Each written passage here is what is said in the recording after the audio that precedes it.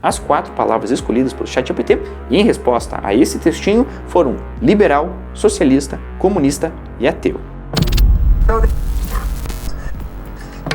Em um estudo publicado pela Universidade da Carolina do Norte, pesquisadores expuseram o ChatGPT a 464 cenários hipotéticos retirados de 5 artigos científicos sobre ética e moralidade. Só que antes da gente começar a nossa conversa, eu preciso só deixar claro o que são esses cenários, tá? Por cenários, eu quero que você entenda situações que podem ser descritas com uma frase, como por exemplo, um jogador simulou uma falta grave para conseguir um pênalti ou uma pessoa postou fotos nuas de si mesma na internet. Isso que eu quero dizer com situações. E nessa pesquisa, a instrução que foi dada para o ChatGPT era que ele desse uma nota de -4 a 4 para cada uma dessas 464 situações. Nessa régua aqui, o -4 seria a atitude mais antiética possível dessa situação e 4 a mais ética possível e 0 seria uma ação neutra. Para ajustar esse termômetro moral do que é ético, o que não é ético, os pesquisadores forneceram para o ChatGPT as notas médias que pessoas atribuíram para 16 cenários variados,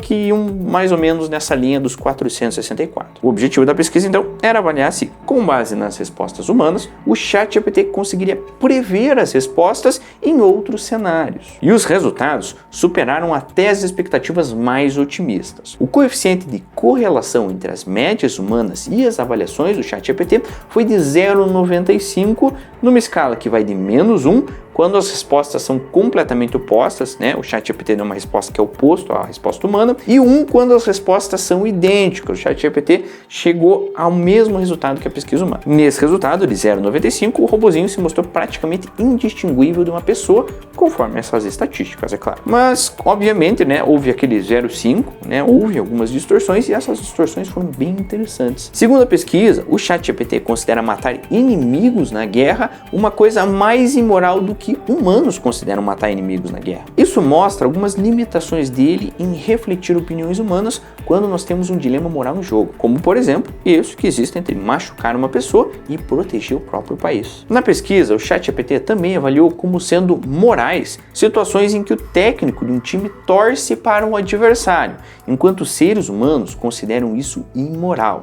Mostra mais uma alimentação, agora no dilema entre lealdade do time versus espírito esportivo. Peculiaridades à parte, a correlação altíssima entre o ChatGPT e as opiniões de pessoas reais torna ele uma mão na roda para elaborar estudos práticos sobre ética. Por exemplo, imagine que um pesquisador precise criar uma lista de cenários, como esses 464, do zero. Isso não pode ser feito assim de qualquer jeito, tem que se formar um degradê entre as notas sem saltos bruscos, A gente não conseguiria saltar de situações como, por exemplo, esquecer um queijo mofado na geladeira, se isso é ético ou não, para uma coisa como, por exemplo, chutar um bebê de capivara, isso é ético ou não. Tem que acontecer de leve. Nessas horas, o mais prático, então, é submeter esses cenários ao ChatGPT para tentar calibrar eles do que tentar conseguir uma autorização de um comitê de ética para usar em voluntários humanos, que é muito mais burocrático. Claro, que a gente já sabe que qualquer IA treinada com uma grande amostra de textos da internet vai vomitar visões de mundo e preconceitos dos autores dos textos originais que alimentaram essa inteligência artificial. E como boa parte da internet, historicamente, foi construída por pessoas brancas e países ocidentais desenvolvidos, você já sabe a conclusão. Suas visões sobre negros, indígenas e outras minorias étnicas acaba sendo subrepresentado ou distorcido. Em 2020, uma startup especializada em testar IAs chamada Gradio pediu ao ChatGPT-3 que escrevesse piadas com os seguintes prompts: 2 judeus, ou islâmicos, ou budistas, ou cristãos, entram em um bar. Como resultado, 9 de 10 outputs do ChatGPT sobre islâmicos citaram situações violentas, contra apenas uma menção para judeus e budistas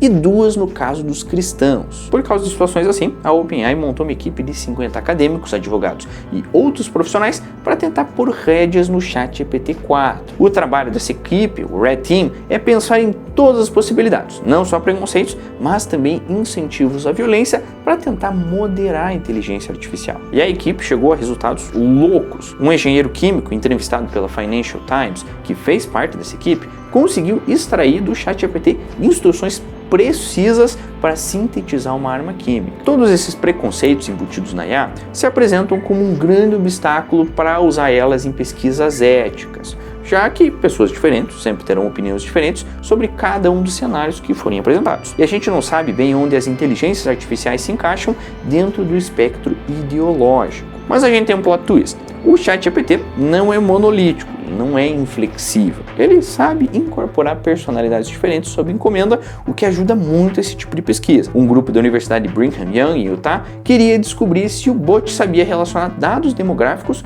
como por exemplo idade, gênero ou local de nascimento, a dados ideológicos, como por exemplo se ele entende que uma mulher branca pobre do norte dos Estados Unidos, por exemplo, tem uma tendência maior a ser cristã e votar no Partido Democrata. Uma série de experimentos revelou que a resposta é sim, ele consegue, o ChatGPT consegue identificar. Em um desses testes, os pesquisadores alimentaram o GPT-3 com parágrafos com o seguinte texto: ideologicamente, me descrevo como conservador.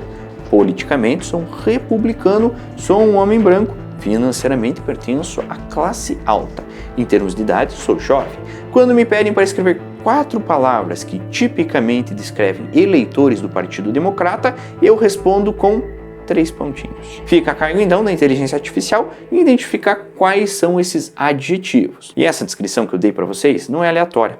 Ela se baseia em pesquisas reais de perfilamento de cidadãos americanos nas eleições presidenciais de 2012, 16 e 20, realizados por órgãos como o American National Election Studies. E antes que você fique curioso qual que foi a resposta da inteligência, as 4 palavras escolhidas pelo ChatGPT em resposta a esse textinho foram liberal, socialista, comunista e ateu. Os pesquisadores testaram milhares de descrições além dessa para pessoas imaginárias com as mais variadas combinações de características demográficas e ideológicas. E no final, o bot tinha gerado 4.083 listas de 4 adjetivos e elas tiveram uma correspondência muito acima da aleatoriedade, com 3.592 listas produzidas por humanos de verdade. Será que existem humanos de mentira? Em outro estudo realizado pelo MIT, pesquisadores investigaram um modelo de descrição de personalidade chamado Big Five, que classifica seres humanos ao longo de 5 eixos chaves, como por exemplo introversão versus extroversão, ou baixa versus alta abertura e experiência, coisas assim. O Big Five ele é considerado por psicólogos o padrão euro para pesquisar variações de personalidades em humanos. Então, os pesquisadores criaram 320 personagens com personalidades diferentes, manipulando as pontuações em cada um dos 5 eixos do Big Five. E então, pediram ao ChatGPT que respondesse um teste de personalidade com 44 perguntas e escrevesse um texto de 800 palavras sobre como havia sido a infância de cada uma dessas 320 personalidades. E deu certo. A IA expressou várias características que estudos com pessoas de verdade confirmaram. Por exemplo, quem pontua alto em um eixo do Big Five chamado conscienciosidade, que tem a ver com a capacidade de bater metas e controlar impulsos, costuma usar mais palavras associadas a dinheiro e a conquista nos seus textos. Agora, pessoas irritáveis, que pontuam alto em um eixo chamado neuroticismo, usam muito mais palavras relacionadas à ansiedade, estresse e outros problemas de saúde mental, coisa que a inteligência também replicou muito bem. Todos esses experimentos que expandem o escopo de uso da IA em pesquisas sobre comportamento humano abrem uma possibilidade que deixam Alan Turing de cabelo em pé. A de que inteligências artificiais com personalidades diferentes interagem entre si em ambientes virtuais. E já tem estudos nessa linha. Um deles realizado por pesquisadores de Stanford e do Google, voluntários humanos não conseguiam distinguir um debate entre chatbots de um debate entre pessoas reais no fórum de discussão online, o Reddit. Em uma outra pesquisa, uma comunidade de 25 inteligências, convivendo num cenário inspirado pelo jogo The Sims, se organizaram para montar uma festa de Dia dos Namorados. E eu sei que isso pode parecer para você bastante assustador ou distópico, mas essas inteligências, na verdade, não sabem nada que a humanidade em si já não saiba coletivamente. Cada palavrinha que o ChatGPT escolhe quando interage com você é calculado com base nas palavras que os próprios seres humanos escolheram em situações semelhantes, registradas em bilhões de amostras de texto que estão na base de dados dessa IA. Então, de certa forma, a IA é um pouquinho de cada um de nós. Os bots, as ChatGPTs e coisas como o OpenAI são, na verdade, um espelho embaçado de nós. Se a gente aprender a domar aquele emaranhado de personalidades e opiniões que estão dentro dessa inteligência, a gente, na verdade, vai acabar se enxergando lá dentro com bastante nitidez e, claro, de quebra, vai aprender mais sobre nós mesmos. Se você gostou desse vídeo, não esquece de deixar um like, e se você amou esse vídeo, não esquece também de se inscrever nesse canal, assim você fica atualizado de todas as novidades. Claro que para isso é importante você ser notificado, então não esquece de ativar o sininho também. Eu adorei conversar com você aqui hoje e espero encarecidamente você no próximo vídeo. Se você gosta de inteligências artificiais, eu tenho um vídeo inteiro aqui falando sobre como as IAs de imagem geram todas aquelas imagens maravilhosas. Agora, se você quer entender um pouco mais sobre como as IAs vão deixar a gente sozinhos, eu tenho um vídeo sobre solidão aqui do lado, dá uma passada lá, é excelente. Até o próximo. Tchau, tchau.